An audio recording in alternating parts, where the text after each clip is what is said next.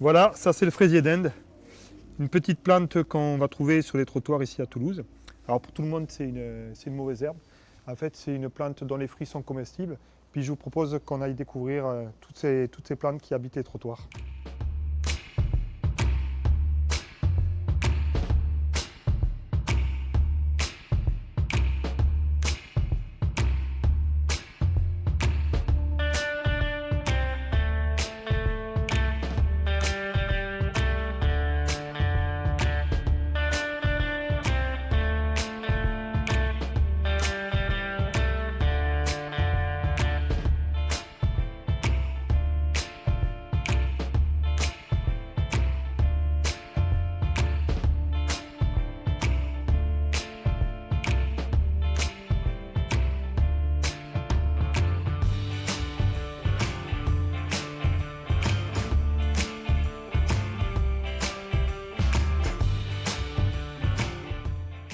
Alors pariétaire de Judée. Pariétaire, ça vient de parède, le mur, parce que c'est une plante qui a comme habitat de prédilection les vieux murs justement. Et de Judée, c'est parce qu'à l'origine, elle est originaire d'une région proche de la Palestine, Palestine, Liban, Israël, Syrie. Le fait de marquer comme ça, pour nous, c'est un rôle pédagogique et un rôle de sensibilisation. C'est aussi pour montrer que tout ce vivant, à côté duquel on passe, on peut aussi le respecter, parce que quand on voit les endroits où ça pousse, on se dit quand même, c'est assez impressionnant, on peut au moins respecter ça. On protège toujours un peu mieux ce qu'on connaît, c'est vrai. À partir du moment où on nomme quelque chose, on lui donne une existence. Et c'est malheureux, mais c'est vrai que cette existence-là, ce nom, ça permet de montrer que cette plante-là, elle a un nom, elle a une histoire, elle a une utilisation, elle a eu une évolution, elle est peut-être liée aussi à des animaux, il y a peut-être des oiseaux qui viennent, qui se nourrissent de ces graines. À l'heure où on parle de toutes les chutes de population d'oiseaux et d'insectes, toutes ces plantes qui sont à la base des chaînes alimentaires, elles ont une importance cruciale, surtout dans les milieux urbains, comme Toulouse par exemple, ou Paris, enfin toutes les grandes villes qui ont tendance à s'étendre, qui oublient de réserver des espaces à la flore et à la faune sauvage.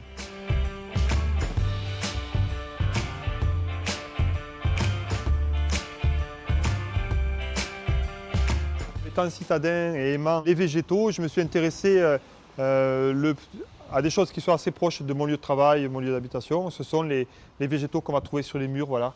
Et tous ces petits paysages qui sont super jolis, en plus quand on regarde de près, on a des petits coussins de mousse comme ça. Et dedans, avec un peu d'imagination, tu es en train de penser à de minuscules animaux en train de sillonner tout ça. Et pour eux, c'est de véritables forêts. Et c'est le cas en fait, parce que là, il y a de la végétation, mais il y a aussi des tout petits animaux, des colamboles, des petits hémiptères qui vont se nicher là-dedans. Et pour qui ce genre d'îlot de végétation suffit pour avoir un développement complet.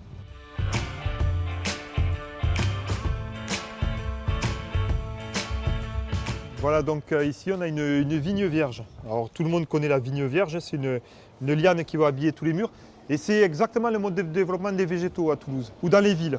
C'est-à-dire que la graine a germé ici, au bas de ce coffrage de fil, et la plante suit dans son développement cet endroit un petit peu protégé.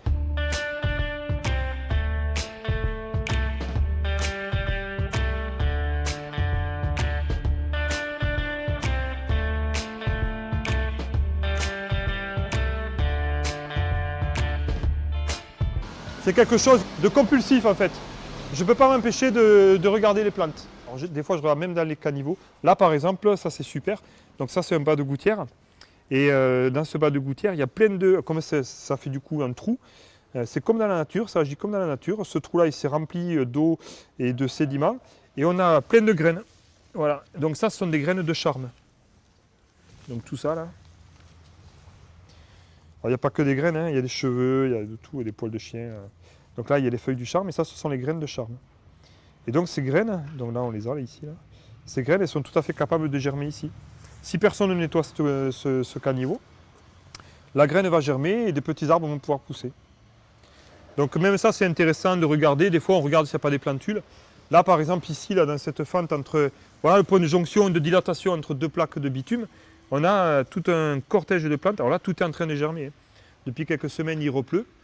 Donc voilà, on a plein de graines. Ici, on a ça, c'est la bourse à pasteur. Ça, c'est une petite drave printanière. Là, il y a de l'oxalis. Là, il y a une pâquerette. Alors, si on laissait les arbres pousser, on en aurait un petit peu partout. À chaque fois qu'il y a une fissure, qu'il y a un caniveau, un bout de terre, en fait, des graines germent. Et parmi ces graines, il y a beaucoup d'arbres parce qu'il y a beaucoup d'oiseaux qui transportent les graines d'arbres. On aurait une forêt urbaine, hein. On aurait une forêt en ville.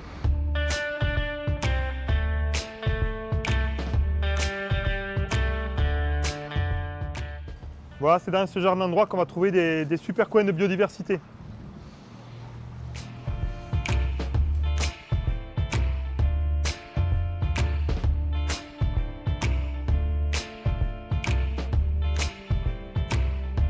Voilà, donc là c'est génial, c'est la jungle. C'est exactement ce à quoi pourrait ressembler la ville si on l'abandonnait un petit peu. Parce que là, on a eu une surface qui était complètement minéralisée, avec des galets, du béton, un petit peu de tout, qui est un peu abandonnée aujourd'hui, enfin même très abandonnée. Et on voit très bien que le végétal a complètement tout recouvert. À la limite, on voit presque plus au sol le minéral. On voit plus du vert aujourd'hui que du gris.